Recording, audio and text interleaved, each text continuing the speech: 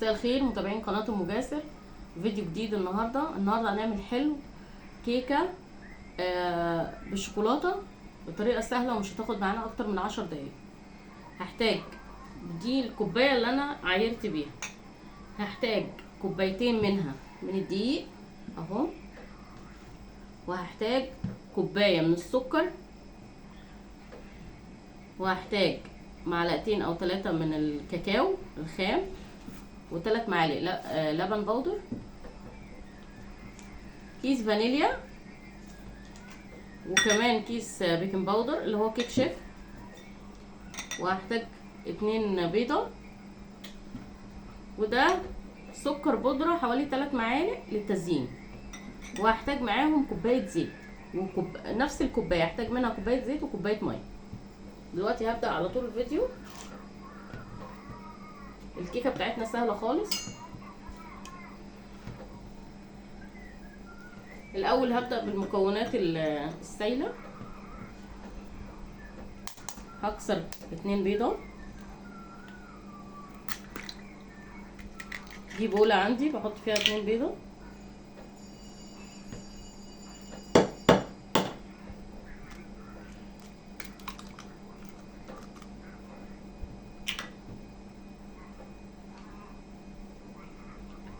هضيف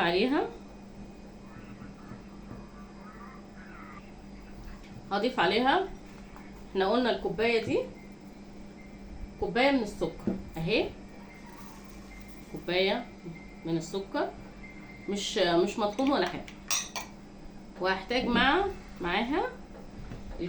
3 معالق من اللبن البودره اهو، هدوبهم في كوبايه ميه.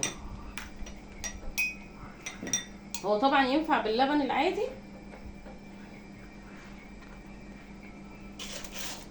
هجهز اللبن ينفع باللبن العادي، بس انا طعمها بيبقى احلى باللبن البودر. هعمل اللبن البودر ده كوبايه،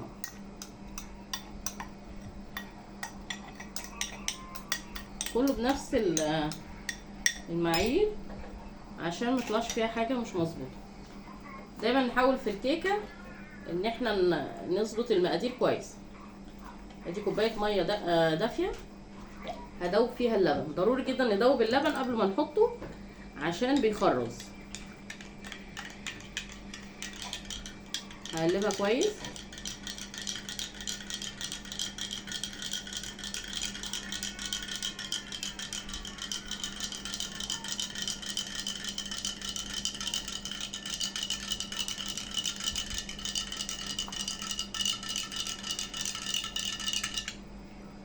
كده اللبن ما خرجش اهو،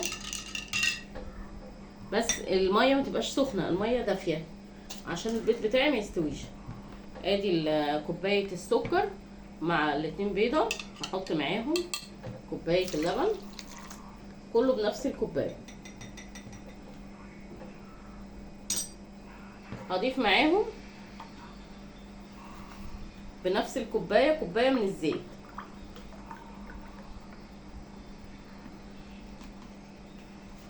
انا كده بضيف كل المكونات السائله الاول اهي. يبقى احنا ضفنا بنفس الكوبايه كوبايه زيت، كوبايه سكر، 2 بيضه، ودوبنا اللبن البودره في كوبايه ميه بنفس الكوبايه. دلوقتي هبدا اقلب. دي المكونات السائله معايا. طبعا احنا لو عندنا خلاط مفيش مشكله، ممكن نحطهم في الخلاط ونضربهم. الاول هديهم تقليبه، وبعدين هضرب بالهاند بلندر مع بعضهم. مفيش مشكله، احنا ممكن نضرب في الخلاط ونرجع تاني يعني ونفضيهم تاني، بس انا هضربهم معاكم اهو بالهاند بلندر.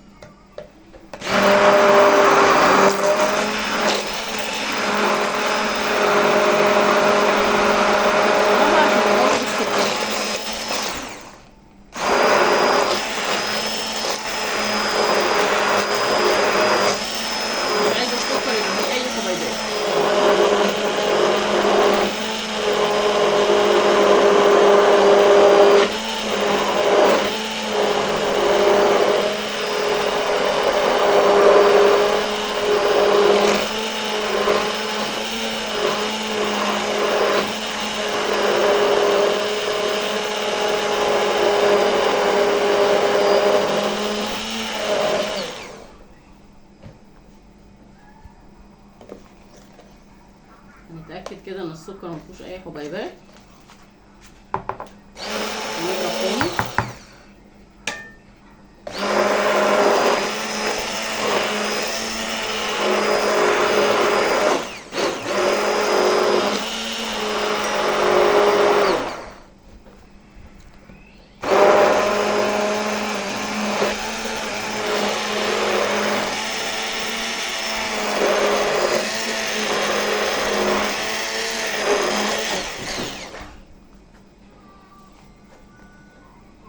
كده تمام.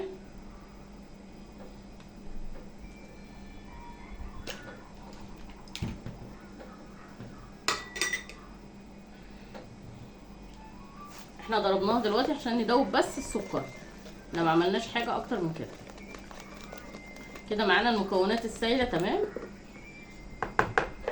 هبدا بقى اجيب مصفى. طبعا اللي عنده منخل مفيش مشكله، بس احنا بنعمل كده عشان التصوير، عشان يبان كل حاجه.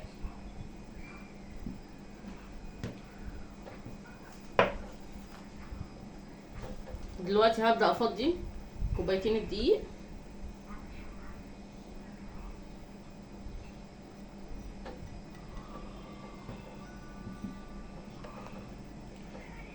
ضروري جدا المكونات اللي هي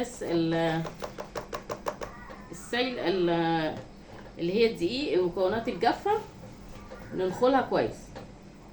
ما نحطش ابدا الدقيق من غير ما يتنخل. ادي الكوبايه الاولى، ادي الكوبايه الثانيه.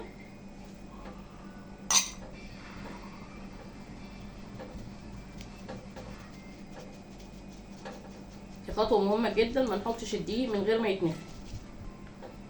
الكلاكيع دي طبعا ما نحطهاش عشان ما تبوظلناش الكيكه. هنضيف كمان عليهم البيكنج باودر.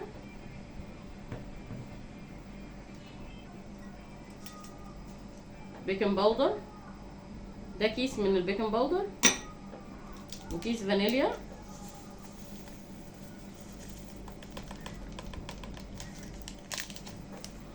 طبعا بتدي ريحه كويسه. ودول 3 معالق من الكاكاو الخام. برضو هنخل كل المكونات دي.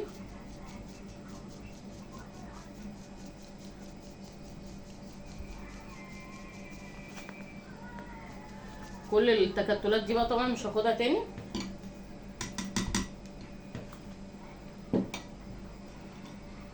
دلوقتي بقى بعد ما نخلت كل المكونات هبدأ اقلب، بس في اتجاه واحد. هقلب كويس في اتجاه واحد، يعني مرجعش. يعني بقلب يمين اقلب يمين، اقلب شمال اقلب شمال، مرجعش تاني. الكيكه من اهم حاجه عشان ما نهبطهاش ان احنا نقلب في اتجاه واحد.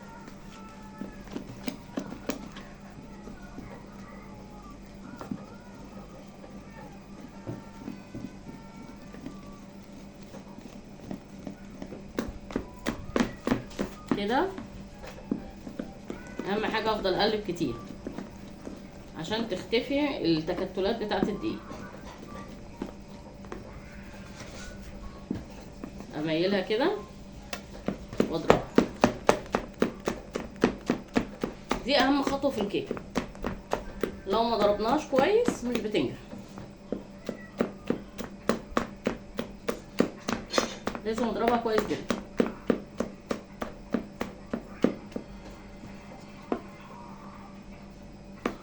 كل ما هضرب كل ما هتديني نتيجه احسن.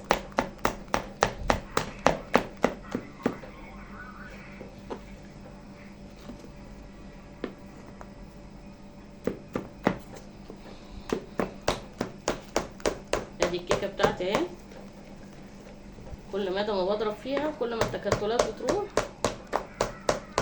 وتديني نتيجه احسن.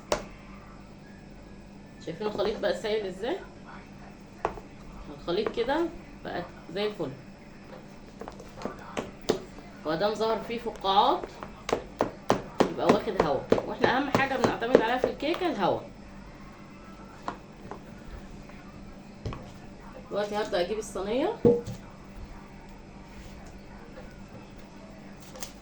احط فيها شويه زيت. دي المقاس الصغير. ادهنها كويس.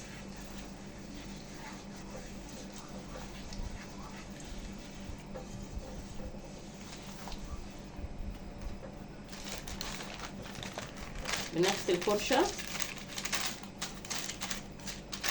هكمل دهن فوق. احط ورقة زبدة وادهن برضو.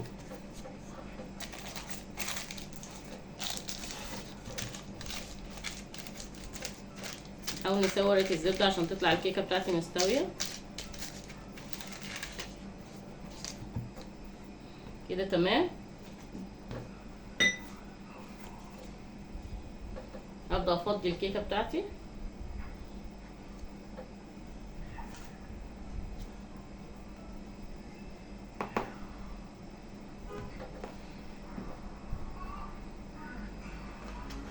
بسم الله الرحمن الرحيم. هنفضي الكيكة كلها اهي.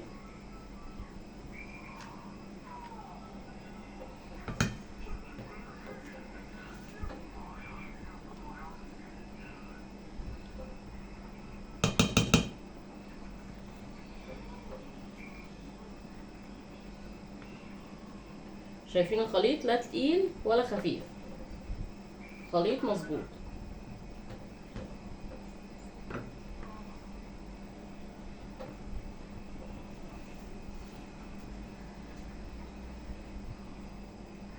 طبعا احنا مش هنيجي جنب الحروف خالص عشان ما تتحرقش.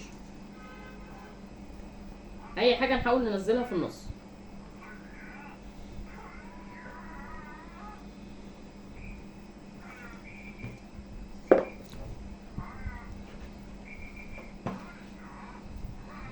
الصينيه بتاعتي اهي اخبطها عشان تتساوى.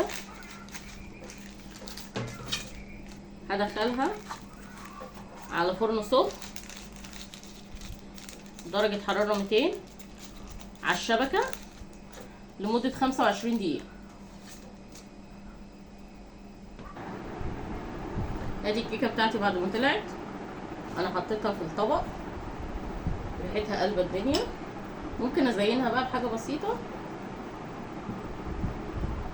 حوالي معلقتين السكر اللي احنا قلنا عليهم.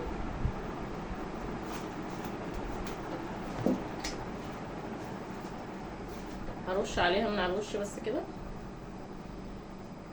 يدي بس شكل.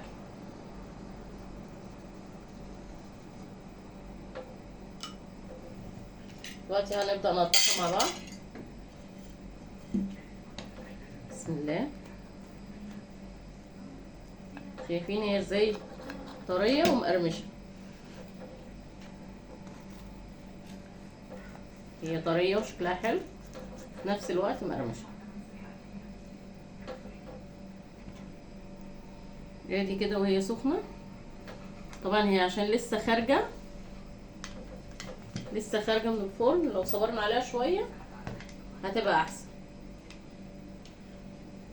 لو استنيناها تبرد هنعرف نطلعها ونقطعها، لكن هي عشان سخنة قوي.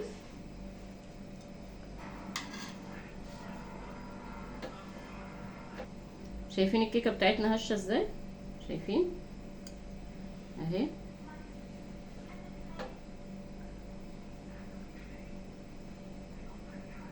طعمها جميل جدا.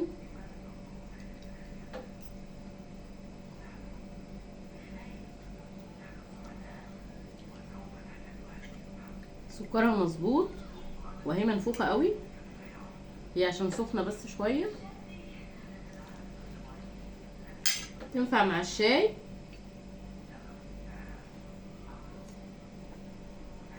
تنفع مع الشاي الصبح. ممكن نقدمها مع للأطفال مع شوية لبن. طعمها لذيذ جدا ومخدتش أي وقت وسريعة جدا. مستنياكم في فيديو جديد إن شاء الله بطريقة وصفة جديدة. السلام عليكم.